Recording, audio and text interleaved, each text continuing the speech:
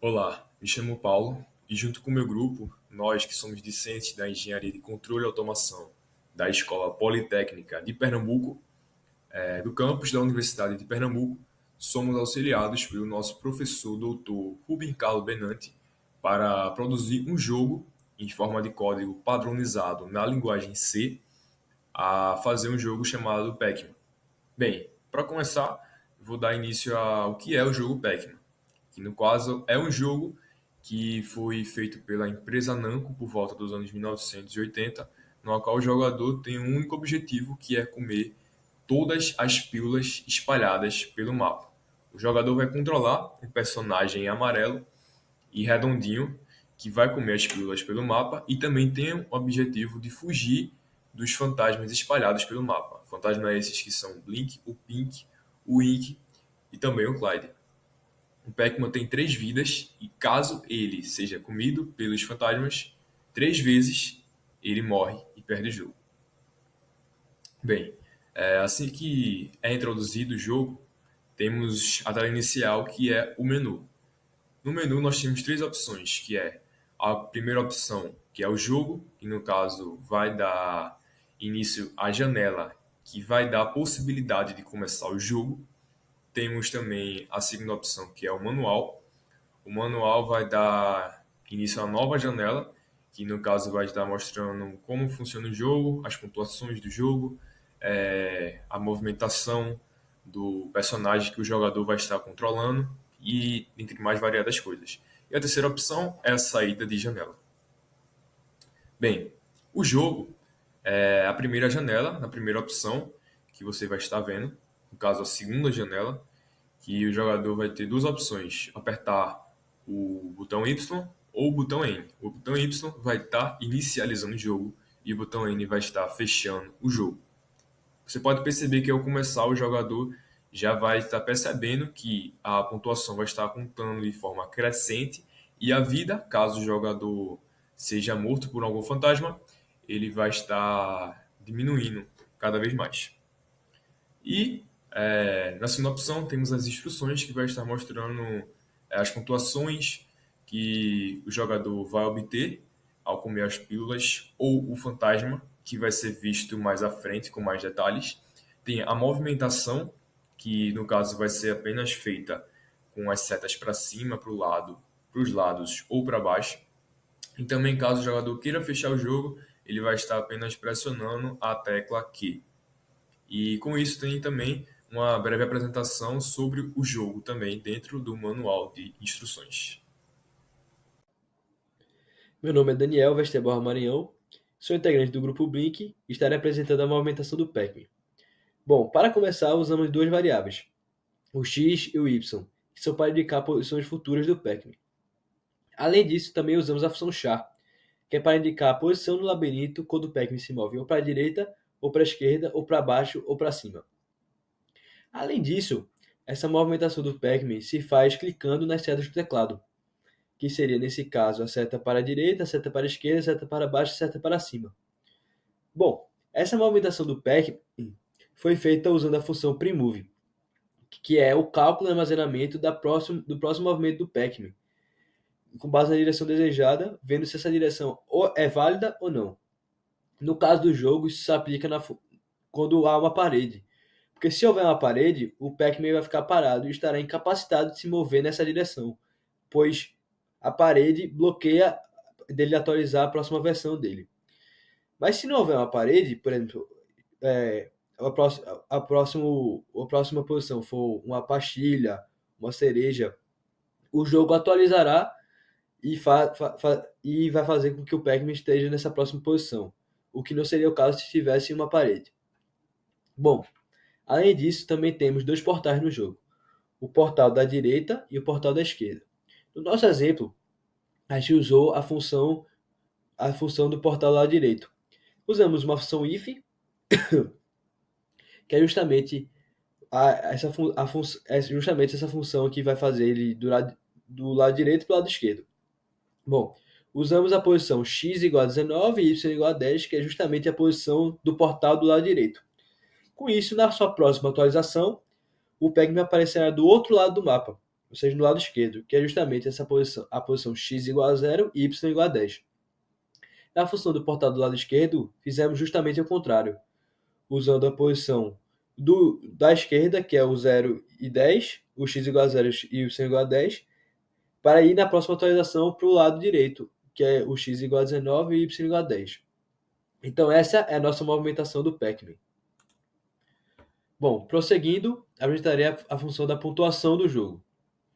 Bom, temos 4 tipos de pontuação. A pastilha, que cada vez que o Pac-Man come uma pastilha adiciona 10 pontos. As subpastilhas, cada vez que são comidas adiciona 50 pontos. A cereja, que adiciona 500 pontos. E o fantasma, que quando ele está no modo Afraid, cada vez que o Pac-Man comer um fantasma, quando ele está no modo Afraid, adiciona 750 pontos na pontuação total. Essa função do Afraid é justamente depois de comer as superpastilhas, que será explicada mais tarde. Bom, também fizemos a função da cereja, que é uma pontuação especial no jogo. Ela aparece a cada 30 segundos e fica por um tempo de 10 segundos. Ela só desaparecerá antes desses 10 segundos se o Pac-Man comê-la. Ela dará 500 pontos caso for comida, como foi explicado anteriormente. E foi justamente isso que explicamos nessa função. Usamos a função if para justamente indicar o tempo que a cereja estará aparecendo no mapa e quando ela não estará aparecendo no mapa. Então, basicamente, essa é a nossa função da cereja. Olá, meu nome é Marcos, eu sou integrante do grupo Blink e eu vou explicar sobre as funções necessárias para a movimentação dos fantasmas. A primeira função criada foi a função Ghost Can Go. Ela basicamente vai verificar sobre se a direção do fantasma é uma direção válida para ele tomar. Por exemplo, ela irá verificar coisas como se ele não irá inverter o sentido, se o fantasma está indo para frente, ele não pode ir para trás. Se um fantasma está indo para a direita, ele não pode ir para a esquerda abruptamente, ele tem que ir até o final do caminho e voltar. Então, a chegou não vai permitir que o fantasma tome essa direção como um sentido válido. Além disso, ele irá garantir que o fantasma sempre ande nos caminhos corretos do labirinto, apenas nos espaços que ele pode andar. Poxa, é muito simples. Basicamente, após todas as verificações do Ghost Can Go e as verificações que também ocorrem nas funções específicas de cada fantasma, ela irá dar uma direção para o fantasma seguir. Esquerda, direita, cima ou baixo. E uma direção válida. O fantasma Blink é o fantasma mais simples de todos. No modo Chase, no modo Perseguir, o seu alvo é a própria posição do Pac-Man, o que torna ele um perseguidor implacável. O fantasma Pink é o fantasma mais trapaceiro. No seu modo Chase Perseguir, o seu alvo fica a 4 espaços na frente do Pac-Man, o que faz com que ele se torne um emboscador implacável. No código, a função que foi usada foi a função switch. Para cada direção, em cada caso, é uma direção do Pac-Man. O fantasma Ink é o fantasma mais temperamental. No modo Chase, Perseguir, o seu alvo é o dobro do vetor que começa no Blink e termina 2 espaços na frente do Pac-Man. Isso faz com que ele tenha um movimento inconstante. Em uma distância pequena do Pac-Man, ele vai agir como se fosse o Blink. Em uma distância média, ele vai agir como se fosse o Pink. Em uma distância grande, ele vai agir como se fosse o Clyde. No código, foi necessário usar a função matemática de cálculo de vetor. Já o Clyde, ele é o fantasma mais bobo. Ele persegue o Pac-Man à distância, sem perseguir de fato. No seu modo Chase, modo Perseguir, quando ele está a mais de 8 espaços do Pac-Man, o seu alvo é o próprio Pac-Man. Mas se ele está a menos de 8 espaços do Pac-Man, o seu alvo é o seu cantinho preferido. No código, isso foi utilizado com um if e um else. Olá, me chamo Caio César, sou integrante do grupo Blink. Eu vou explicar um pouco o funcionamento de algumas funções do nosso código, começando então pelo contador. nós criamos essa função para fazer uma alternância entre os modos dos fantasmas. O contador ele só vai servir para os modos Scatter, que o pessoal costuma chamar de Scatter também, e o modo Chase. Porém, há outros modos que eu vou explicar no próximo slide. E como é que funciona? É uma estrutura bem simples, tá? Utiliza ali o condicional if, que ele faz intervalos de 7 e 20 segundos. Ou seja, em 7 segundos ele vai estar ali dentro do modo Scatter, depois entra o intervalo de 20 segundos, ele vai estar no modo Chase, e por aí ele vai se repetindo. 7 segundos, 20 segundos, modo Scatter, modo Chase. E quais são os outros modos que os fantasmas possuem? Além dos dois que eu acabei de falar, o modo Afraid e o modo Dead. Tá? Mas antes de explicar melhor cada um deles, lembrando a movimentação básica dos fantasmas, que se eles estão andando em uma linha reta, em qualquer linha, em qualquer posição, eles não podem simplesmente retornar e fazer o sentido contrário. Isso não pode acontecer. Eles estão andando, caso eles queiram voltar, eles têm que fazer um retorno para poder ir para a posição desejada. Tá? Isso aí garante que o jogo fique mais equilibrado. No entanto, há uma exceção. Eles podem fazer essa alternância quando há justamente uma troca do modo, que é para o jogador ver que houve ali uma mudança no modo a partir dessa movimentação. E resumindo aqui, os modos Scatter, ele vai se espalhar pelo labirinto, modo Chase, ele vai perseguir o Pac-Man, modo Afraid, ele vai correr numa direção aleatória, e o modo Dead é o modo morto. Esses dois primeiros modos aí é onde mora o perigo. Se houver uma colisão do Pac-Man com os fantasmas nesses dois primeiros, o Pac-Man ele morre, tá? Ele perde uma vida, lembrando que se perder as 3 vidas, game over, você perdeu. Tá? Então, já no modo Afraid, quando há uma colisão, é bom para o jogador, porque ele ganha uma pontuação de 750 pontos e continua o jogo.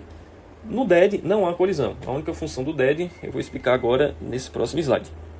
Aliás, no outro.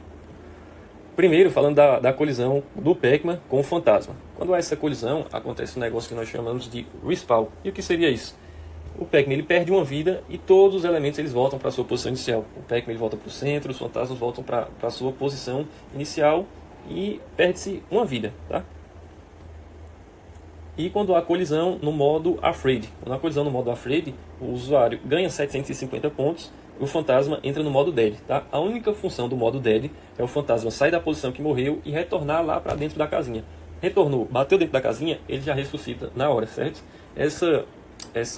O modo Afraid, aliás, ele só dura por volta de uns 6, 7 segundos e ele começa a ocorrer a partir do momento que o Pac-Man ele come um pastilhão. Aquela pastilha grande maior que vale 50 pontos, que tem 4 espalhadas no labirinto. Ao comer uma pastilha dessa, entra no modo Afraid, que tem essa duração de uns 6, 7 segundos. O modo Dead, ele não tem duração. A duração dele é o fantasma sair da posição que morreu e ir lá para dentro da casinha, certo? Então, já que eu expliquei mais ou menos o que é que ocorre, eu vou mostrar propriamente no nosso código como isso ocorre, certo? Nós criamos aqui a função chamada verifica colisão, para ver essa questão da colisão. Criamos também, estamos utilizando dentro de verifica colisão, algumas variáveis px e py, que elas vão ver a posição atual do Pac-Man e vão comparar com a posição do fantasma. Então, fizemos um loop ali, um for, para pegar os fantasmas, mas naquela estrutura de condição ali, o if, nós justamente averiguamos se a posição do Pac-Man vai ser a mesma posição dos fantasmas, certo? É uma estrutura ali um pouco grande, né, com muitos operadores lógicos, porém ela só mostra ali que os cenários que podem haver uma colisão. Ou seja, quando é que pode haver uma colisão? De baixo para cima, de cima para baixo, da direita para a esquerda, da esquerda para a direita, certo? Nesse if, ele só diz que ocorre uma colisão. Mas o que é que acontece quando ocorre essa colisão?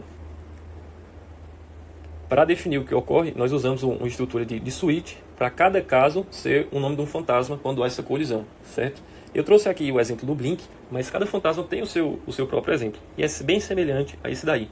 Quando há colisão no modo Scatter ou no modo Chase, é como eu já mencionei, meio que o jogo dá uma reiniciada. Há uma micropausa de alguns milissegundos ali, o Pac-Man ele perde uma vida e todos os elementos voltam para suas posições. O Pac-Man para sua posição inicial, os fantasmas para dentro da casinha e recomeça o jogo, tá? Mas quando há colisão no modo Afraid, repare que só o fantasma ele volta para dentro da casinha. Ou seja, todos os elementos continuam a sua jogabilidade do jeito que estava. Mas no modo Afraid, só como o switch no caso é o Blink, mostrando aqui, só o Blink ele vai subir para a casinha e assim que ele bater na casinha, ó, ele já sai no modo Scatter novamente, certo? Então esse daí é o funcionamento da nossa função que verifica a colisão, ok? Bom pessoal, dito isso, nós chegamos aqui ao fim da nossa apresentação.